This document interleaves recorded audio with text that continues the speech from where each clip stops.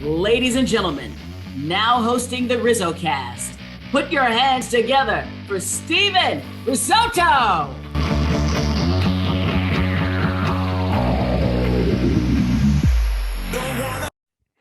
What is happening, everybody, and welcome. This is episode number 104 of RizzoCast.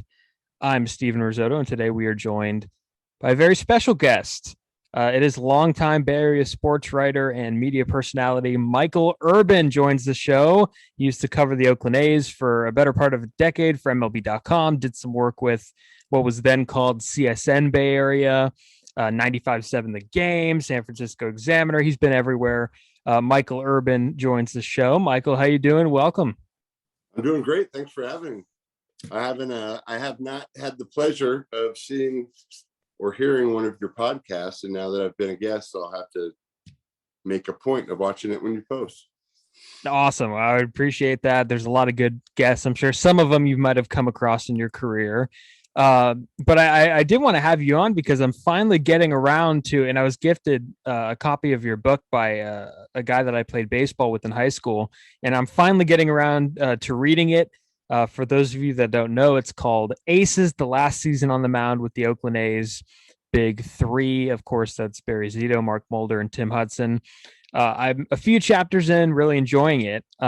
It's almost been 10 years since you've written this book. So do you have any reflections on about it now and, kind of looking back at that process? It's funny. I was talking to Barry Zito, who's now an author as well. Good friend of mine. Okay, I read it the week that it came out and hated it. And part of it was because while I was writing it, I'm covering the A's for MLB.com, which is way more work if you're with MLB.com than if you're with a newspaper, right? So I had that going on. I had a 16-month-old at home, daughter, and a pregnant wife who's 8 months pregnant, and my deadlines for the book. So I was just all over the place, and I just thought, there's no way this book is going to be coherent.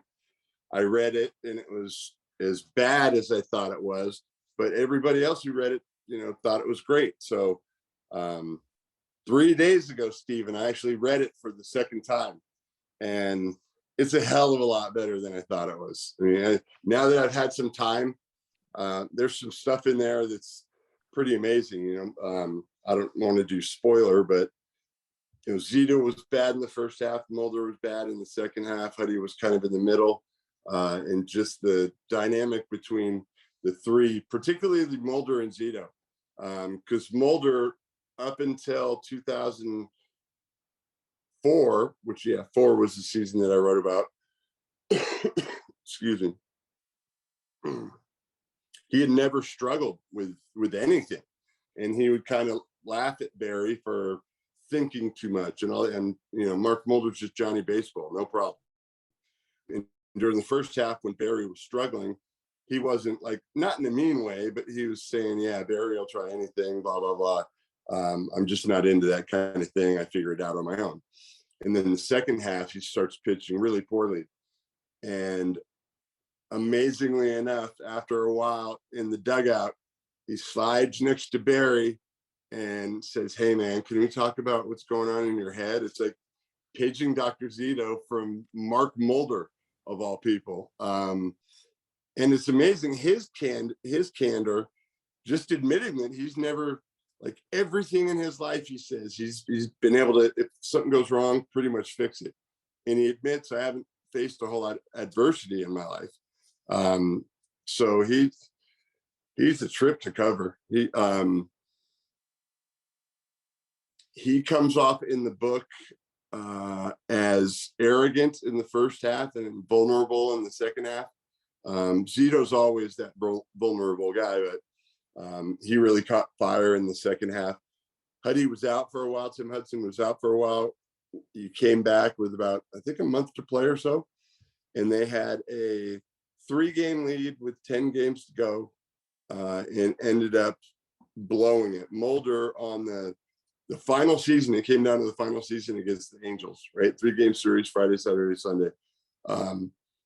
There was a lot of talk about pulling Mulder and not letting him start.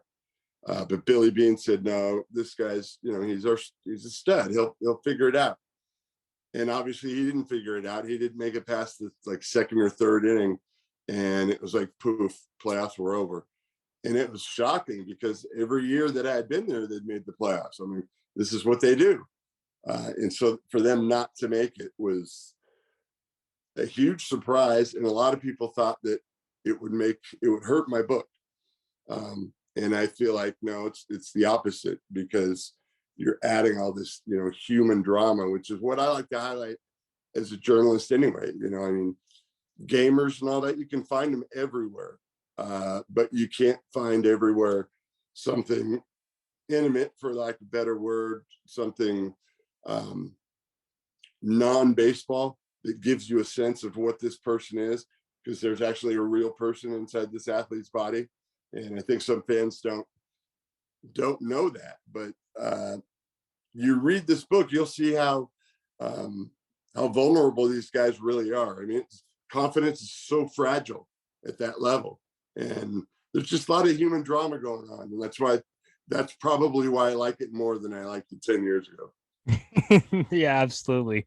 Looking back, I'm sure it's a little bit better now. And all those guys are doing their own thing now. Hudson's doing some, and I guess all three of them had different personalities, as you mentioned. Zito, kind of the vulnerable one, kind of the wild card. He didn't know where his head was at. And then Hudson is kind of the good old country guy. And then Mulder's kind of like the jock in a way. And they're all kind of doing their own things now that kind of relate to that. Yeah. Hudson's doing some coaching right now at Auburn.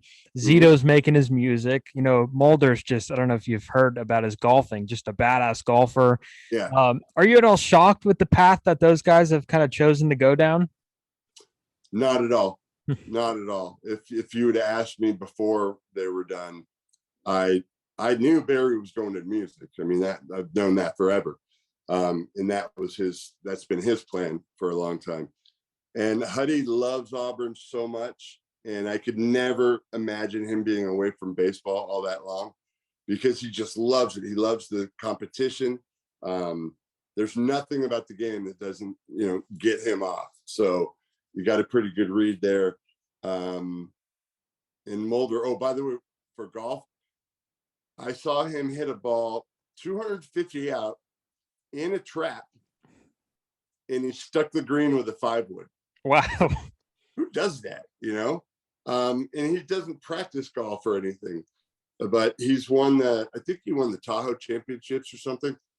But yeah, Mulder in a country club, sure, I think that's fairly predictable too. You nailed it, man. I mean, no doubt about it. Barry, he just built a home studio, and he's already been on the Billboard charts a couple of times. But his plan is he doesn't want to be an artist. He wants to be a producer. He wants to be behind the scenes. And, his dad arranged for Nat King Cole and hung out with Frank Sinatra and them. And his mom was a singer. So, just music's in the Zito blood. So he's taking advantage of it. And there's nothing, I've never seen him fail at something that he really wants to put effort into. So I wouldn't be surprised if we saw him walking across the stage at a Grammy sometime in the next 5 or 6 years. Oh, that would be awesome. And I know you mentioned that you're good friends with them and you guys have a good relationship. When he signed that deal to come to San Francisco, did you think there was any change in mentality? Because, he did have those struggles. For some guys, they tend to, slow down a little bit. They got the money in the bag. Was Zito one of those guys, or was it just, was it something else? It was something else. When Barry and I first met, the thing that I was drawn to is how real he was. He was just himself. And his mom says he's been that since he was 8 years old. They had a date night on Fridays. Every Friday they would go to a movie, him and his mom. And then he's in high school, and a bunch of his friends, they kind of run into him. And Roberta, his mom, said, Barry, why don't you go hang out with your friends? Nobody wants to hang out with their mom on the weekend. And she said he just put his arm around her and he says, we've got Friday date night. I just thought that was a really cool story. Yeah. And you mentioned that off air that you were really happy for him when he redeemed himself After being left off the playoff roster in 2010 by the Giants, he redeemed himself 2 years later in the postseason and pitched still one of the prettiest games I've seen in St. Louis in Game 5. Yeah, that's one of the more significant games in Giant history, right? Yeah. And Barry was obviously a huge part of it. Everyone was worried because he had been pitching really poorly. And then remember that was the hashtag Rally Zito. Yeah. Was going on. But, you asked me, how did he change with the money? He changed significantly with the money. And it wasn't like I have money and I'm going to slack. More, it was, look, Barry's in his own head all the time. And so he went from being that guy that just was him. And he was open, accessible, funny, honest, and just generally free. And he got to San Francisco and there was none of that. He spent the first 4 years of that contract trying to live up to the contract, right? But he was pitching really poorly, and so he got in his head. And when he gets his own head, I mean, the brain and the body are, it's a big deal, that connection. And so if you don't have confidence, you're going to struggle against big league hitters, and that's kind of part of what he went through. I forgot, I lost my train of thought. Where were we? Yeah. And then, Zito, the thing with Zito that I remember is, because Kane started the clincher in the championship series, and then they were announcing who was going to pitch game 1 of the World Series. And Bruce Bochy said, well, Justin Verlander's going for them. We're going to throw out Barry Zito. And everybody's like, what? Barry Zito in game 1? And he pitched really well. And it was good to see him get his ring. And who knows how much involved he wants to get in the baseball world still. I know he still comes out to a few of the events the Giants had. I know he was at Bochy's last game in 2019. I think he's still going to be around. Yeah, I mean, the Giants do a good job of bringing back former players and celebrating them, and so yeah, he'll be back, but he's not going to be involved in baseball like the way Huddy is. He's not going to be coaching or anything. When his last pitch was thrown, he has the capacity to just block everything out and move on to the next. And so that's why, remember when they pulled him, the AAA season had ended, and remember when Huddy was with the Giants. Yes. And the A's called Barry up from AAA. And that was really cool, but they both were terrible on the mound. I mean, bad. Like one guy hit like 3 homers for the Giants. But they got they were both terrible, but then when they walked off the mound, when they were yanked, they got standing ovations, which I thought was really cool. Yeah, Zito probably walked into the clubhouse and got a call and said, hey, the studio's done. Exactly. And you mentioned that those teams were really good, and they were, and you covered those teams in the so-called Moneyball era. I mean, you lived through it. I mean, at the time, did you realize, something out of the ordinary was going on with the way baseball was kind of adapting and kind of the way it was moving? Now every team has shifted towards, their own Moneyball. I mean, all of it's kind of different, but all links to the same theme, I guess. So did you know what was going on at the time? Was it easy to kind of sniff out? No. I mean, that was kind of the very start of it. There's, a lot of people make the mistake of thinking that Moneyball is all about on-base percentage, right? But really what it was a business book. Baseball was the backdrop, and it was a beautifully written book. The guy's very good at what he does. Yeah, great reporting, by the way. Michael Lewis, that is. Michael Lewis, yeah. Husband of who? Oh man, I think husband of, is it like an actress or something? Or like a politician? You might be too young. I might be. I don't know who. You're gonna have to work on it, and by the end of the show, you'll remember. Okay. Right? I will think of that. Now that's gonna mess me up. Thanks, Michael. Yeah, it probably will. You'll lose your train of thought too. Damn it. Yeah. But I guess Brad Pitt and Jonah Hill star in this movie. It's the version of Michael Lewis's book Moneyball, and Okay, Mychael Urban, you're watching this for the first time. What is running through your mind? Because like it is completely. I read the book, a few years ago. It's a polar opposite from the movie. So like when you went and watched this movie with the family or whoever you went and watched it with, what was going through your mind? Uh, First of all, I knew that Art Howe was going to be pissed with how he was portrayed. Art is one of my favorite people in baseball. Awesome, and they didn't miss a beat when Maka took over. But they've got, Art was very fit. He was a professional ball player himself, and for whatever age he was at, I mean, I'm talking fit, right? He's really strong, and so every day he would work out. I mean, if you saw him without a shirt, he's beach ready.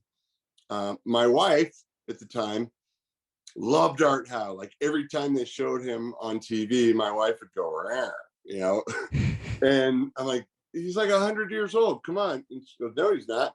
He's in great shape and he's in a position of power. Girls like that.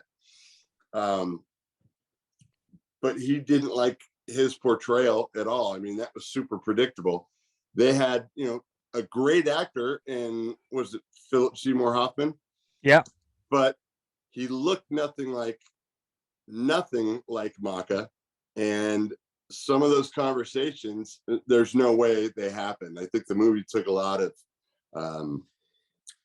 editorial liberties, let's just say.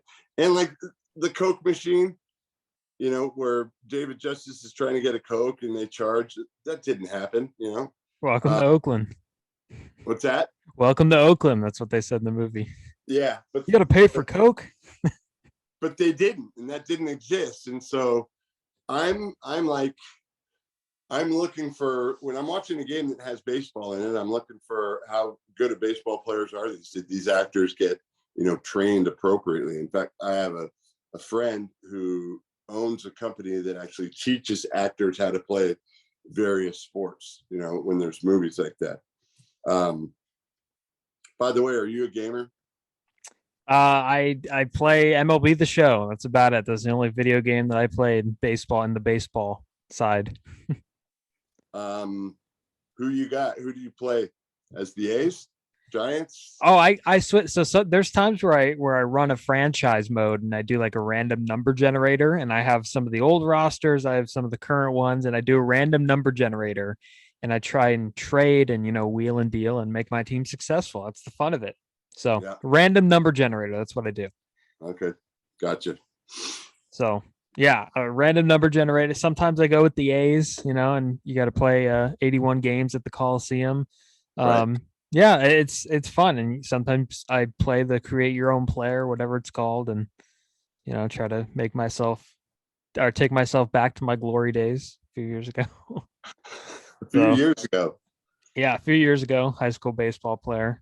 I went to high school at Archbishop Riordan High School in San Francisco. Where? Archbishop Riordan. Oh yeah. I got a couple friends that went to Riordan. They have a good sports program there. Yeah, they're in the same league so it does suck a little bit because you have to face the schools down south like the Valley Christian and Mitty and St. Francis and Sarah, and then you have SI and SH in the city. But it was tough. It was not easy, but it was a lot of fun. A lot of great memories there. So who was Riordan's rival? I know that Sacred Heart and what's the other one there? St. Ignatius. Sacred Heart and St. Ignatius. Those are probably the two city rivals. And then Sarah to an extent. There's a lot of Peninsula kids that go to Sarah. Yeah. Some make the trip up to Riordan, but San Francisco high schools. I mean, they a lot of, whenever I wear my Riordan stuff still in public, everybody comments on it. Oh, you're a Crusader. So nice. Yeah, I mean, once a Crusader, always a Crusader, right? Yeah, no, 100%. And I was also going to ask you about, because the game has baseball's shifted in a different direction, I guess, in terms of rule changes and strategy adjustments. We're seeing the DH now. We're seeing more emotion in the game with some of the younger players. What is I love that, by the way. Yeah. What is one of the changes that sticks out to you whenever you flip on a game that you either like or dislike? I don't think the game's all that different, and I don't think it'll ever change all that much. But we're certainly in an era where the only three possible outcomes, and we're hearing launch angle and bat speed and all that. The A's weren't even doing that back during Moneyball. And again, I think I lost my train of thought with Moneyball. It's not even a baseball book; it's a business book. Yeah, and it's about Billy's ability to take advantage of areas in the market that a lot of people aren't paying attention to. And at the time the book was written, on base percentage wasn't that big of a deal. But it wasn't just about on base, right? So people who think it was, it wasn't bottom line, Barry, Mark, and Tim were barely even mentioned in that book, right? And they're the guys who won the game on the field. That's part of the reason I wrote my book, because I just thought, my God, somebody needs to know that it wasn't all about Chad Bradford and Scott Hatteberg. Again, Michael did a great job with that, but yeah, I thought the big three got screwed. And the movie didn't even mention Miguel Tejada or Eric Chavez. Right. That's crazy. Those guys were anchors there in Oakland. And that was what was so fun about covering the A's, because once a guy got called up for AAA, you kind of know, okay, this guy's probably already really good, and he'll prove it here, and then he'll get traded here. It's just, I think with the trade of Olsen and Chapman, I think a lot of A's fans are just done. I've heard them say they're done before, but I think this might very well have been the straw that broke the camel's back. And I feel bad for Mark Kotsay, who I covered. And he's walking into an ugly situation. And I think the fans are going to stay away in droves. I think there's a chance you're going to see some attendance in like the 1,500 range, if not less. Yeah, we saw 2,500 one night on opening week, which is absurd. And you mentioned Mark Kotsay, and he's of course in his first year skipper of the A's. He wore the green and gold from 2004 to 2007 as a player, and you messaged me, you texted me, and said that he was fascinated with the way the media works. So I guess what are some of your fond memories of covering Mark as a player? His ability, he's got just an incredible hang on just a second. Can you see me? Yep. Okay. A call came in. He's so comfortable, and when you're around him, he makes you comfortable. He's always calculating, you can tell. There's always something going on in his brain, like one eye is over here looking at something that he wants to deal with after he's dealing with what's right in front of him. But he will never. Can you see when calls are popping up on my screen, by the way? It just goes. Oh, is there another one? The people listening to this are just gonna have a great time. I see it. Just the face goes away, and that's it. But I could still hear you. So okay. My phone just rang too. So I just had to turn my phone off. And it came up as a no caller ID. And whenever it came up, so I usually answer that, and it's either like, does your air duct, do you need air duct cleaners? And it's no, I don't. Or do you want to sell your house? No, I don't. I don't even know. I still live at home. Like, what are you talking about? So yeah, I get emails saying we would like to buy your house and we'll give you top dollar, blah, blah, blah. It's like, I'm not in a house. I'm in an apartment and I can't sell that to you. So it's obviously just automated trash. Yeah, it's the landlord trying to bait you into like fraud or something. Right. Yeah. So what was I saying? Yeah. Like I said, with his fascination with the media, he's just curious about everything. And he's always, like I said, he's always kind of up to something. But I think he already has had his eyes on managing while he was playing. And that's why I think, in retrospect, that's why he was asking all those questions, because he wanted to know. And he actually would sit next to Maka at times during Maka's pregame session. And just because he wanted to hear the questions and what context and is there a pecking order and everything.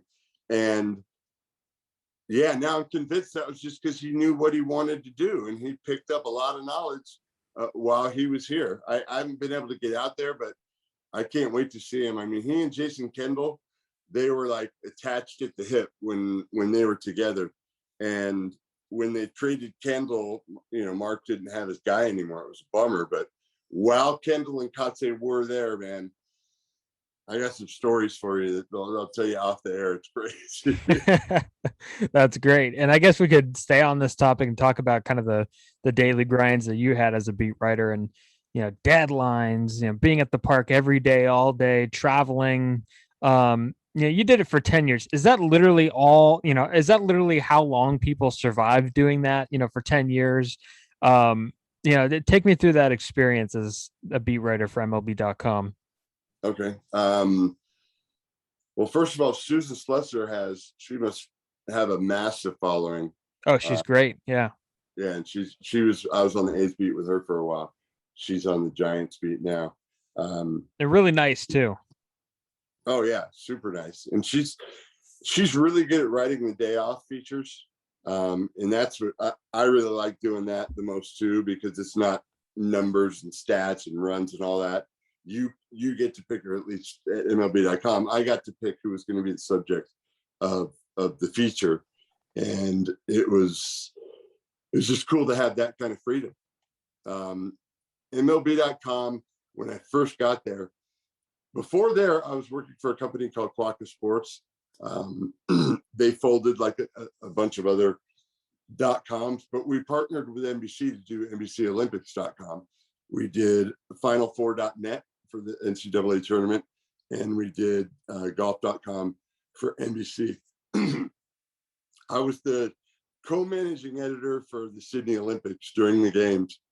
And that was a great experience because 135 people in San Francisco and maybe 200 people in Sydney. And I'm supposed to keep track of all that stuff. It was pretty overwhelming.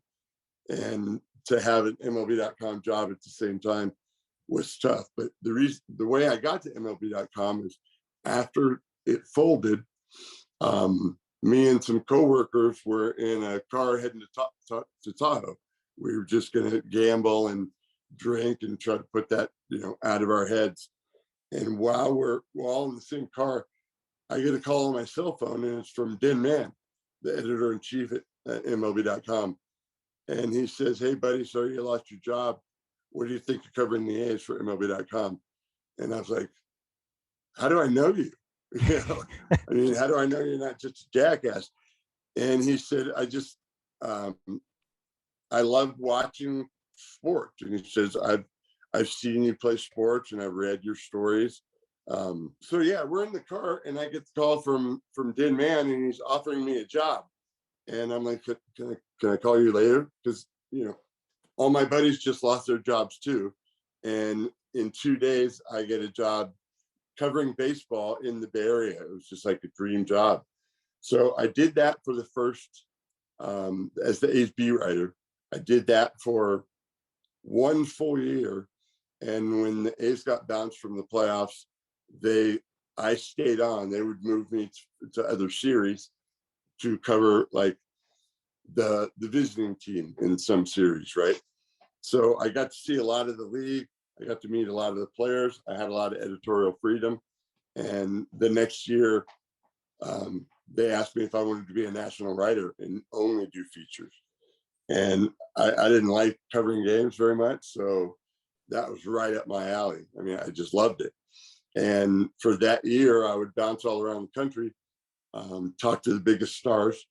And like I did something on Cal Ripken. He was retiring, and it was video and audio of the best shortstops, best current shortstops. And it was Miguel, Garcia Parra, Jeter, Vizquel, and who am I missing? A-Rod? A-Rod, correct. And so as soon as everybody heard this is for Cal, they're like, oh yeah, no problem. I mean, everybody was dead cool except A-Rod. And it was their last time in New York, and he was actively ducking me, you know. Wow. And the Yankees PR guy was helping. Like, he would call my cell and tell me, oh, he's in the dugout. And I'd go in the dugout and I'm like, you seen A-Rod? To, you know, someone I'd seen. And he said, I think he's in the showers or the cage. And so this PR guy was just trying to, you know, dog me. But I got creative. I had my intern. He was basically staked out on the entrance to the visitors clubhouse. I mean, he had a stakeout, like coffee and donuts, man. And as soon as A-Rod went in, he just texted me, like, and I said, don't text me a big long sentence, just text me any letter, and that means it's go. So he does. I walk in with him, and A-Rod catches me out of the corner of his eye and just slumps, like, oh man. And so I go up and I explain it to him, and he goes, you know what, I really don't have the time. I got to get to this. And I go, okay, well, I guess we're cool. Because we already got Jeter and blah, blah. And he goes, wait, Jeter's doing it? And I said, yeah. And he goes, okay, I'll do it. It's like, that was A-Rod as a player in a nutshell, right? He just can't, and he has the inability to say things with any couth or with any, I mean, he's polished on the broadcast, but when he was a player, he would say stuff I think that he thought made him sound smart. It just made him sound dumb. He'd try to say things that he felt probably made him appear humble when it was actually, you know, the opposite. But fascinating guy to cover, no doubt about it. And he, I remember there's one story where Jeter had just gotten paid by the Yankees, got like his first big money deal. And Jeter went and told, I think it was like the New York Post or something like that. Or no, it was some magazine, or it was some tabloid magazine. And he said, you know, Jeter's good, but I don't think he's 150 million good. I think he should have gotten, you know, 125 or something like that. And, you know, A-Rod had already gotten paid at that point, got the big money deal with the Rangers. And Jeter had heard this, and Jeter's like, oh, this guy, you know, they were good friends at that point. And, you know, Jeter just kind of ignored him. And then A-Rod went to his house to apologize. And Jeter was like out at a club or something and like made him wait all day. So I guess they have not been great since. I know they played together, but it always got the feeling that they didn't necessarily like each other. I don't know. It was, you know, I felt like Jeter was more of the guy that kind of, you know, did not like the off the field headlines, while A-Rod thrived in it, you know, had the marriage stuff, had the PED stuff, the biogenesis. I mean, talk about two polar opposites playing side by side. Just wiping the ball out of Bronson Arroyo's glove. Yeah. ALCS. He was always in the news for the wrong reasons. And here he is as a broadcaster. And I mean, he's all right in the booth. I think he's great. I do. And it pains me to say that because I can't stand a fraud. Mm-hmm. But I'm trying to separate the player and the broadcaster. And I do think he does a good job broadcasting. Who does a good job broadcasting? A-Rod. Who does a good job broadcasting? Say it again. Am I getting set up for something? No. A-Rod. I was trying to make you say A-Rod does a good job, and I was going to cut out the broadcasting part. So I was just going to have you say A-Rod does a good job. So and then I was going to pin that on like your next A-Rod job resume. Does a good job. There we go. Taking that out, pinning that everywhere. Yeah. So I understand you were a pitcher as well at USF, and you know you played some college baseball. Do you think that helped you when you got into media? Because you know you could maybe write about some stuff, and you have an insight to things that you know the other writers may not have. Yeah, it helped me immeasurably. I mean, it's huge. A second. Got me? Yeah, that was probably another call trying to get you on the mound for them, for a team. So like did I go dark there? Yeah, I got you back now. And an independent league call you? What's that? Was that an independent league calling, asking if you're available to throw a few innings? Yeah, I'm good on 30 years rest. Yeah. What did you have? Give me a scouting report of you on the mound. When I was 16, I was clocked at 89. Wow. And at that age, that's all you need, really. When I was 20, I was throwing 83. You would think that it would be faster, right? But I grew up where my high school football coach, he was my baseball coach, and he didn't know anything about baseball. And the summer league coaches were, jokes. And because I'm 16 and throwing gas, which makes a guy feel pretty good about himself. So anytime they asked me to throw, I would throw. And I'm sure their inner workings were like, well, he throws hard and strikes guys out. Let's just put him in. And there were no like pitch limits or inning limits back then. And so I would pitch. I remember I pitched a 17 inning complete game. And then the next day came in relief and pitched 4 innings. That's not good for your arm. No. And especially when you go home and throw a tennis ball as fast as you can at your garage playing strikeout, right? Never iced my arm, all of that. So I lost that fastball and that ability to get guys out, basically. And until Keith Comstock, I don't know if you remember the name, former big leaguer, played for the Giants a little bit, coached at Kenyatta College, which I went to USF for a year, and I just wasn't ready at 17 years old, and I missed basketball too much. So I went back to my hometown, JC,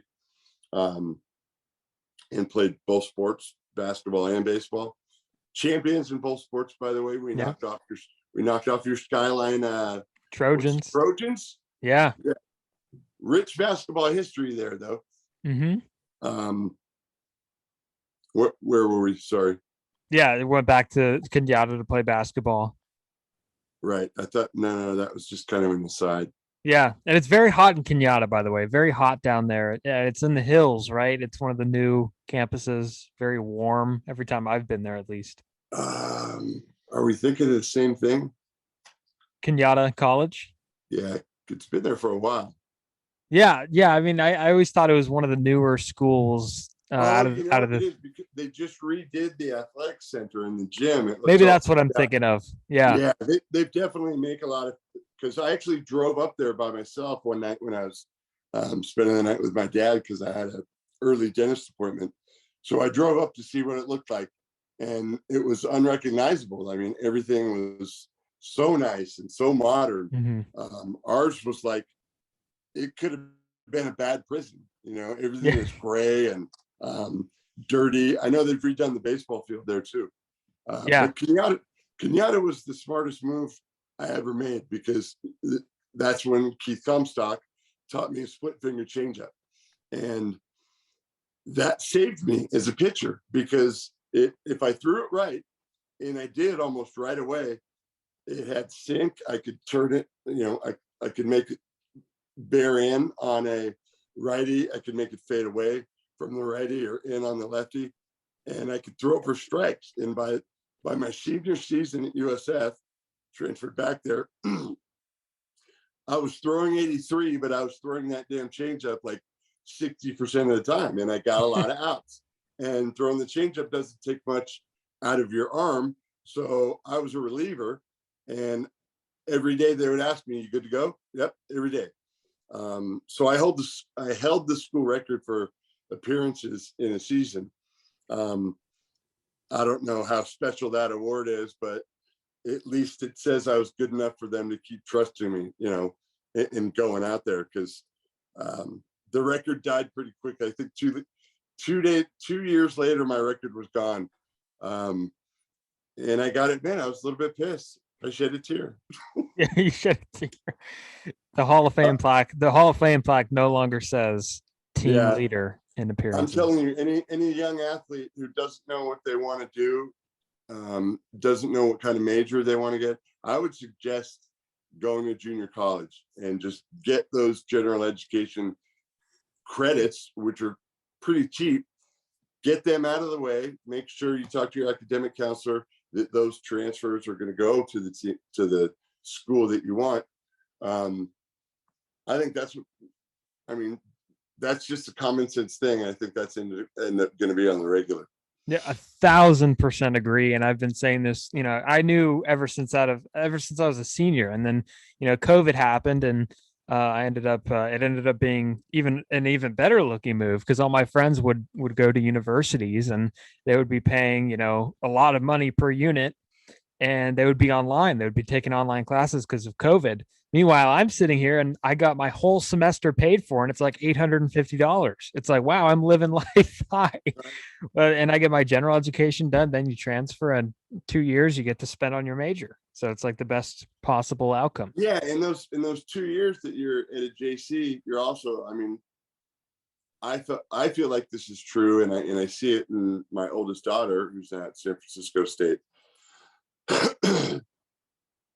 By the way, her being at San Francisco State bothers me a little bit.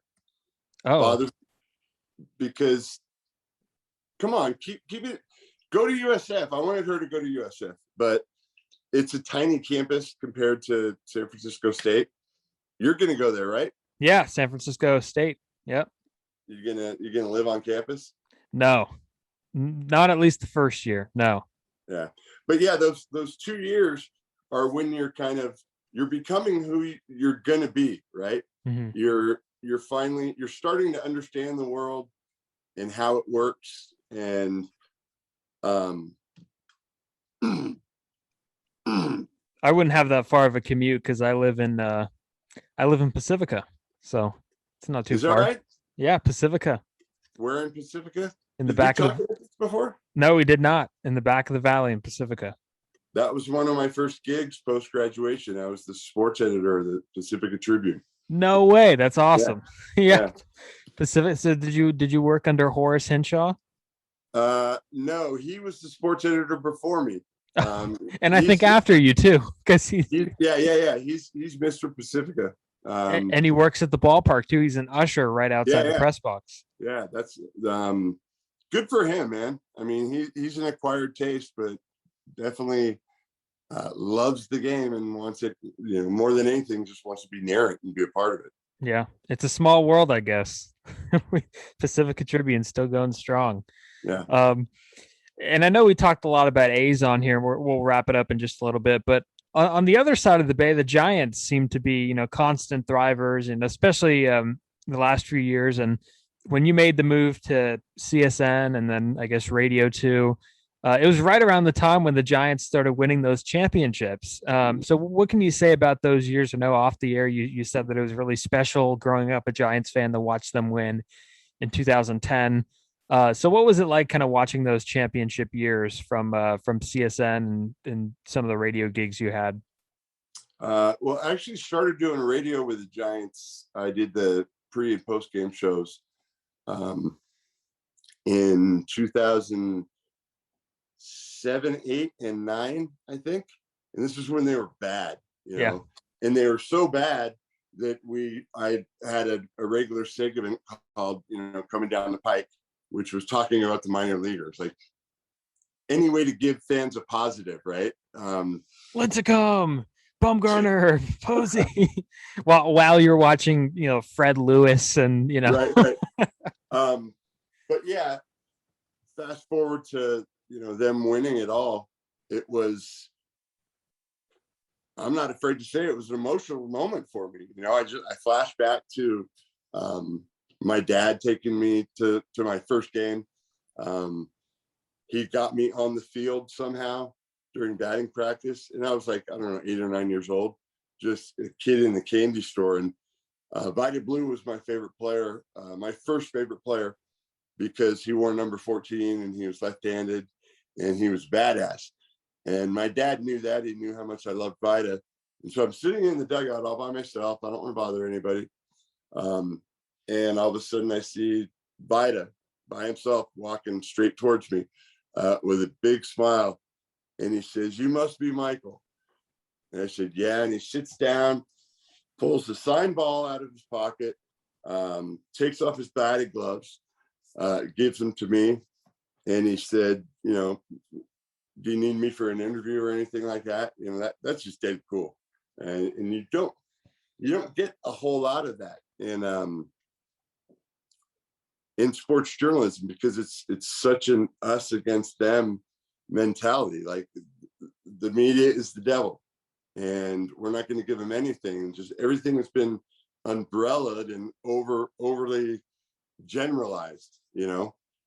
Whereas, I mean, break out of that box, you know, do something different. It's just there's more than one way to skin a cat, and so I'm looking for. I hope this gig is a very creative gig. I'm not going to answer your question. I know I go all over the place. Yeah. And you know, you worked at 95.7 The Game and KMBR. You know, it's 95.7 is a completely different station now than what it was like, you know, just 5 years ago. It's doing a lot better, especially now. It can now compare to KMBR, I guess. So you've worked for both. Was there a difference in terms of, you know, how each one was operated and, you know, kind of their business plan and their programming? Well, I spent more time at 95.7 The Game. I'm still an employee of theirs, by the way. I just haven't gotten a schedule in forever. I don't know if they fired me. I don't know about it.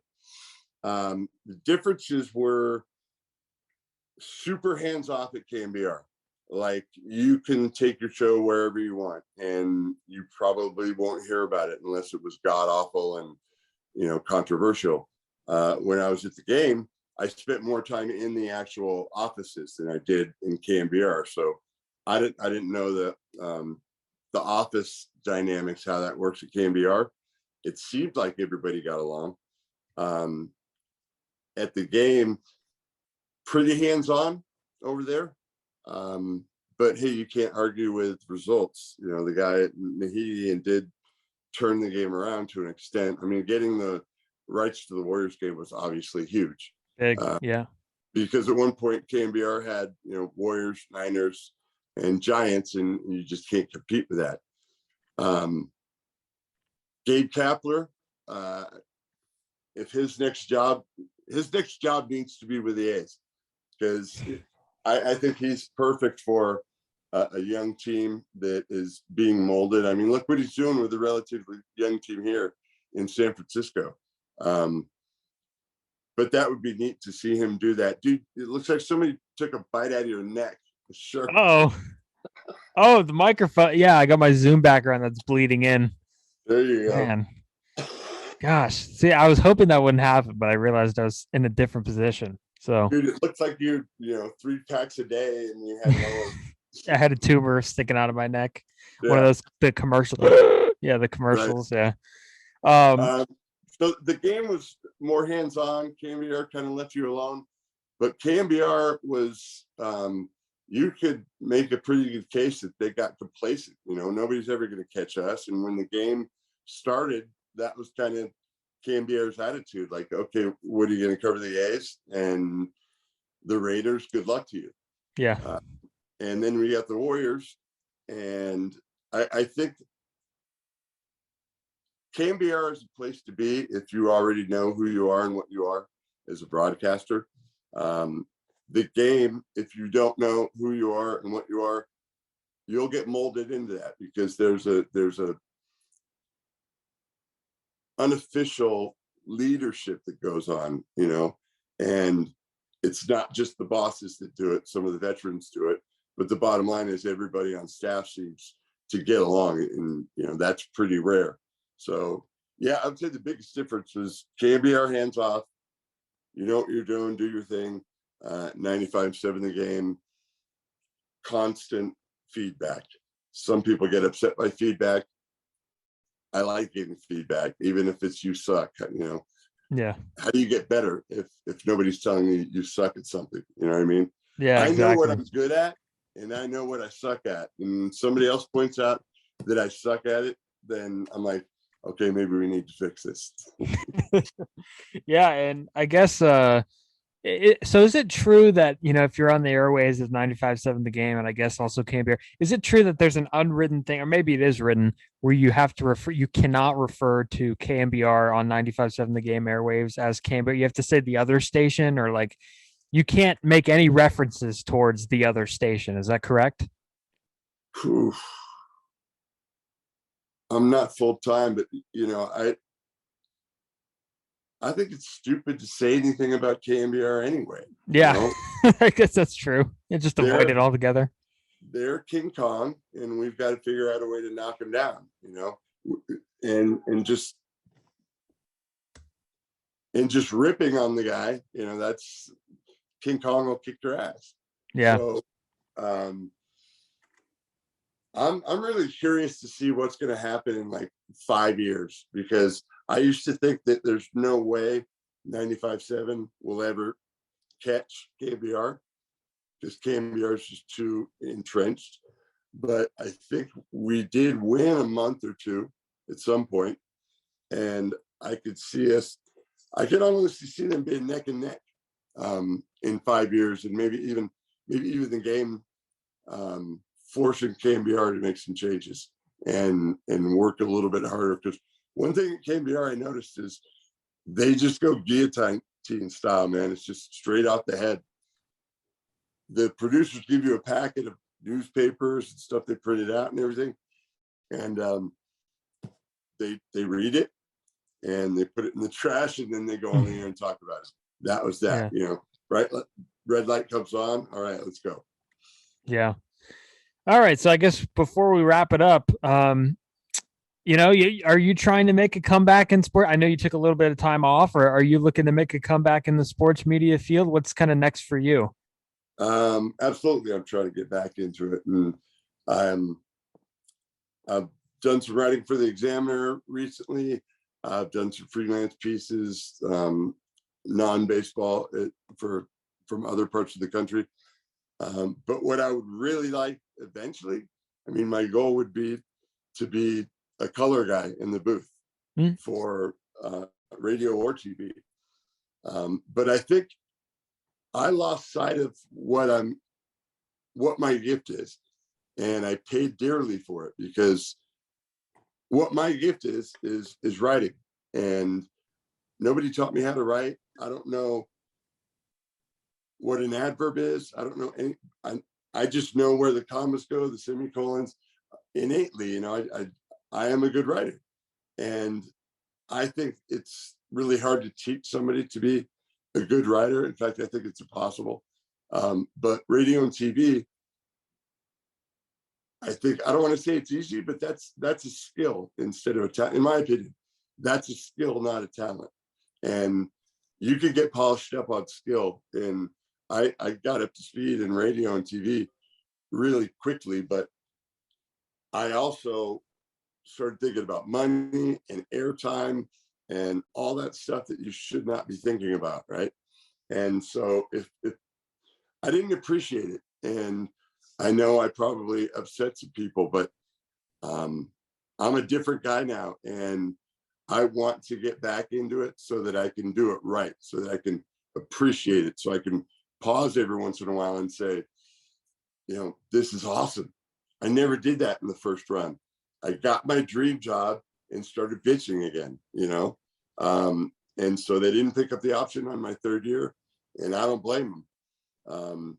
So I went and got a job, and I was a nursing home administrator, and talk about a left turn from baseball.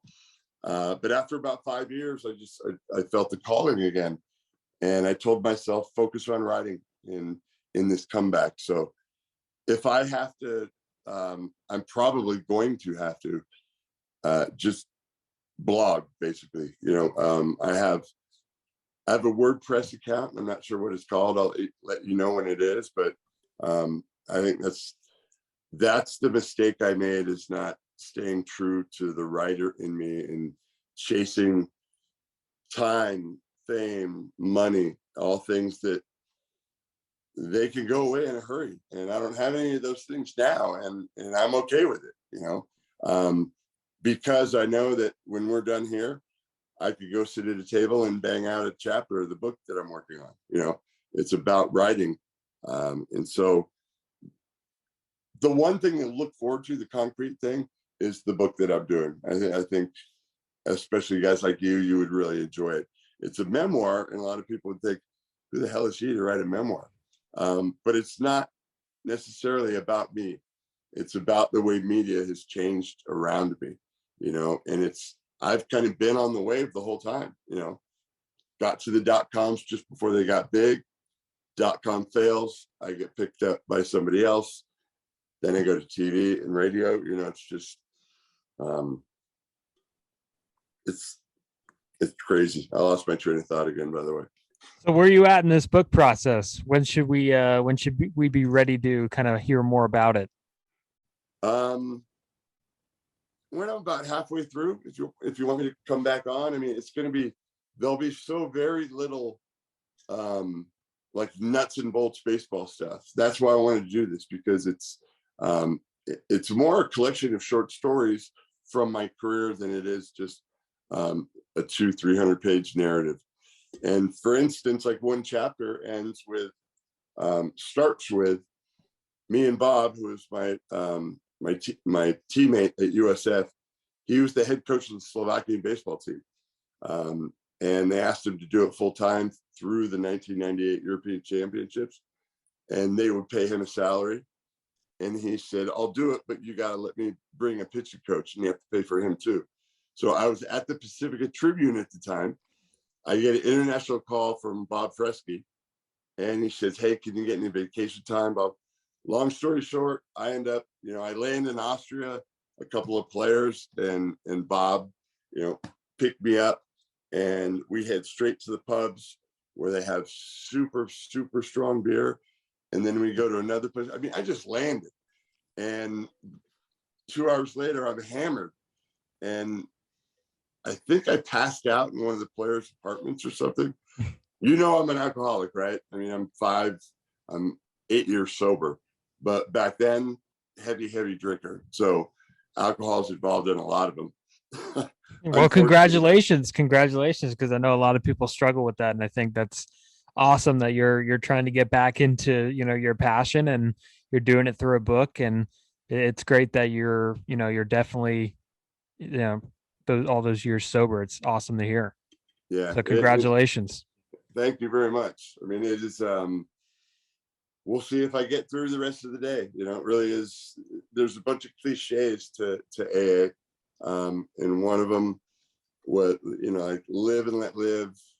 I don't know. It sounds like a music lyric, Live and let live. It does. That's what I was thinking of. But yeah, it's a good place for, I think, young people to go and really learn. I worry that good journalism is dying. How do you feel about that? I'm curious. Yeah, I think that there's definitely less objectivity in journalism. I think, there's less, there's more opinions to go around, because I think people are starting to get into the industry by sharing their hot takes. They think, the way to get in is through hot takes. And if I have a hot take and I tweet about it, I'm going to get a job from, Barstool Sports or something like that thrives off hot takes, Right. Whereas I do think the traditional way of getting a job in journalism is changing. It used to be where, you graduate, you get a degree in journalism, you find your way at, a local newspaper covering prep sports, you Right. work your way up. I think that's changed. I mean, I covered very little prep sports in high school, and here I am. I'm, spending a lot of time in the Giants press box this year. So it's very different. I think everybody has their path, and the traditional path is changing a little bit. Mm. But the thing that I'd be worried about more than anything is the quality. Once the quality of storytelling goes down, I think the quality of the overall product goes down. So I think we're screwed when people stop telling great stories, because that for me is the backbone. And I think The Athletic, and I know you've had some bylines at the Athletic, if I'm not mistaken. Yep. They are the absolute best at storytelling right now, at this point in time, right now, today, May 12th, 2022, they're the best at storytelling, at feature writing, and at telling the human side of sports. So if more people could follow their lead and, be less objective and say, I know this is off topic, but another thing that I'm really concerned about is the fact that there's more, gambling that's being involved. Like, I Yeah. don't see that as being like, who wants to write about the odds of something? How can on earth can you write about, oh, well, Carlos Rodon of the Giants is going to get, 8.5 or more strikeouts. How do you write, 400 words about that? I just don't see how appealing that is. And I guess, it's because there's money involved. So, Yeah. but my main thing is that as long as storytelling is good and as long as, the media could do a great job of keeping the young fan invested and keeping the young fan attached to baseball, because right now the young fan and the young athlete, I should mention, basketball and football, they look mighty popular right now, and baseball, should not be the third wheel anymore. And I think the media has a chance to reach out to those people and tell the human side of it. So that's my thoughts. The athletic writing for them was awesome. I would love to do that full time. And Kawakami knows I'm gonna have to rattle his cage and remind him. Yeah. Who has like the most people ever blocked on Twitter so I saw him last year on the field and I went up to him. I said, "I'm Steven Risotto." And then he's like, "I'm Tim Kawakami. Nice to meet you." And I was like, "I love the Athletic." And then I was like, my next question, and it just came naturally. I didn't realize what I said until after. I said, "How many people on Twitter do you have blocked?" I was like, "Do you get that question a lot?" And then he's like, "I get that question a lot. I have probably about 18,000. Yeah, maybe more, maybe." I was like, 18,000. Like, that's amazing. So Tim Kawakami. How many followers does he have? I don't know. Not 18,000. And how do you got to do that manually one at a time? Wow, that's an all-day sucker right there. I guess he's done it over time. So I don't know. It's insane. But yeah. Anyways, Michael, I really appreciate. Yeah, we'll definitely catch up. I will be your biggest fan with this comeback tour.